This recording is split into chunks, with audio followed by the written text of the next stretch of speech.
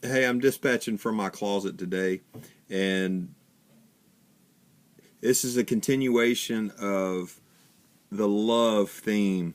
So yesterday I was talking about in the car about how love is the main thing. It's the cross the board unified theory in religion or theology, whatever you want to say, and everything else, because love is everything. And first bit of encouragement. It says in Isaiah 60, this is the future glory of Israel. This is the light has come into the world passage, and arise and shine, for your light has come, and the glory of God has risen upon you. Behold, darkness shall cover the earth, and thick darkness the peoples, but the Lord will arise upon you, and his glory shall be seen upon you. And nations shall come to your light, and kings to the brightness of your rising. And this is in verse 9. It says, for the name of the Lord your God and the Holy One of Israel, because he has made you beautiful. So when I was thinking about the flowers the other day, I was thinking about how a flower's job is to sit there and be beautiful. So we have been given the light of the glory of the Father, and so we're supposed to be beautiful. So be beautiful. And what does that beauty look like? Well, the theology that we learn about through Jesus is an enfleshed version of love. And what does that love look like? It looks like a baby inside of a pure virgin, and it looks like somebody who expresses himself and gives all of themselves out because he loves people. And another warning, anything I say about love is going to seem too small, because that's the way God designed it. God designed it not to be just words. God designed this covenant that he has called us into to be a person with love, to be it starts in Jesus and continues to me and you. Is that love is the main thing. Love in a person is the package deal that Jeremiah was talking about, how he would put the law into our hearts and into our minds, and he would write it on flesh, not stone. And so when I was thinking about love, I was thinking about how there's something about God who has put the choice into our hands. What choice? Every choice. We can choose everything. In this life as humans, we choose our attitudes, we choose what we do with our time, we choose what we do with our hands. And so God has given us choice, and he's put it right into our hands. And one of the things about humanity is that sometimes we make choice God. You know, a God being anything that we enthrone more than everything else, more than Jehovah himself. And sometimes we as humans, probably the biggest aspect of humanism is I can choose. I can choose whether I serve that God or not. Of course you can. That's a gift from God. So even choice is a gift from God, and even choice can become God. And so, do I really have the power to look at moral values, whatever God said? All right, thou shalt not commit adultery. You shall not murder. Can I test those? You're free. You are free to test those. And if we are to honor God as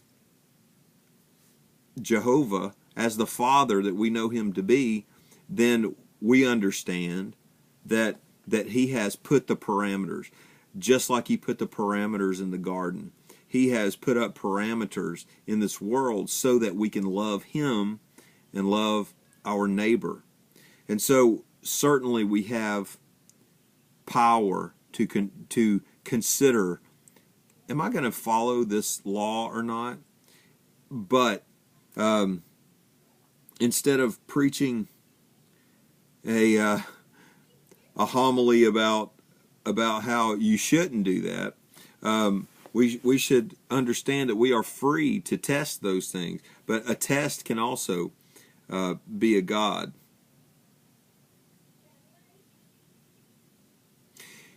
Because you can test and test and test, yet certainly there is love. That's where we come down to love, because no matter how we consider the things, the choices that are in our hands, there's always love.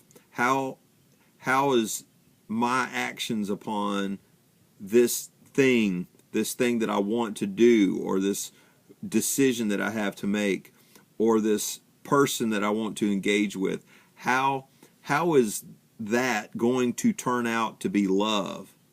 And there's two types of love. One type of love is loving God. The other type of love is loving humanity, loving your neighbor.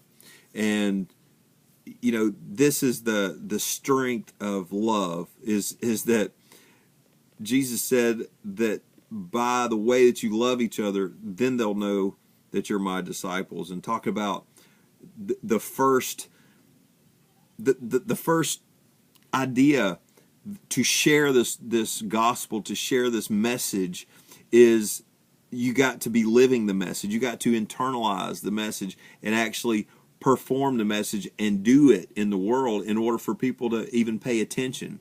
And it's not what you say about you should be a disciple of Christ. It's about showing them through love. And so that's why Jesus said, if you love me, you'll keep my commandments, and they'll know that you are my disciples if you love one another. So, I don't know why they all came in A's, but they did. But I was thinking about all the aspects of love, and I started with A's, and there's 5 of them that I want to share. The first one is acceptance. Love is acceptance.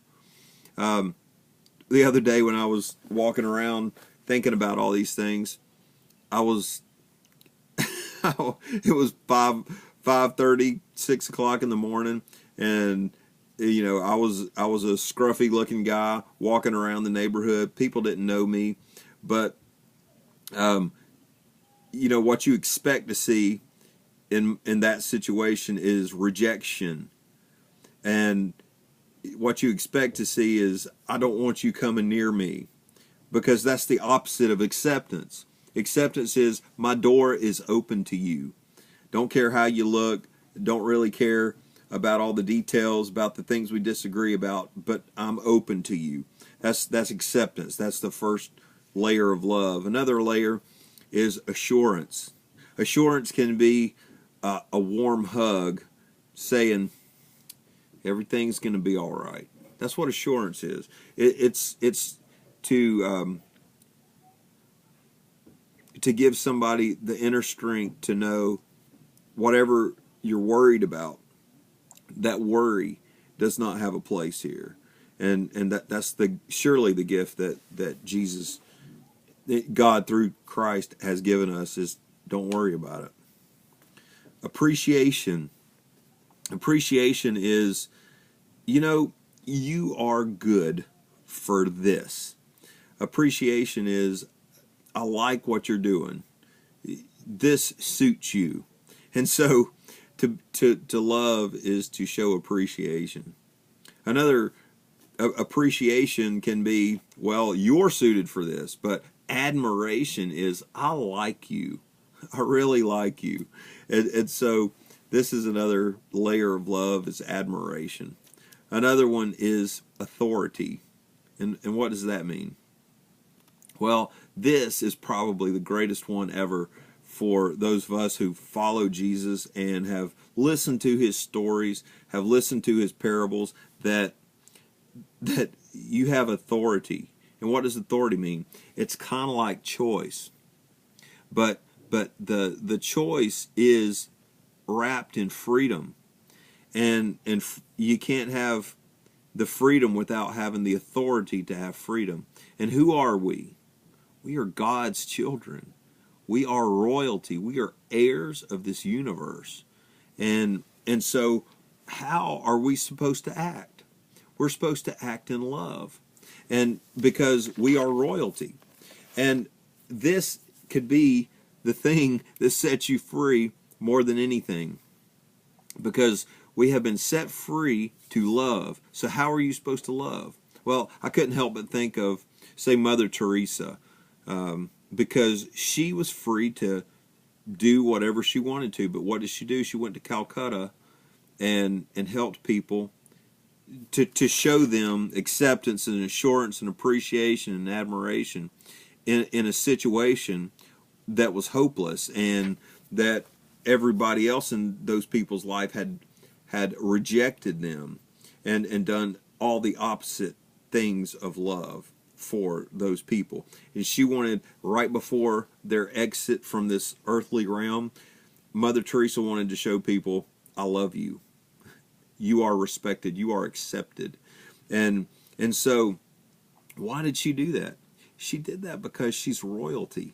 She didn't do that because she was the most humble person in the world. She did that because she's following he who is the most humble person in the world. He who is royalty, who came down and lowered himself. And so let this mind be in you that was in Christ Jesus. He was royalty. So what did he do? He used his power. He used his body to intervene in people's situations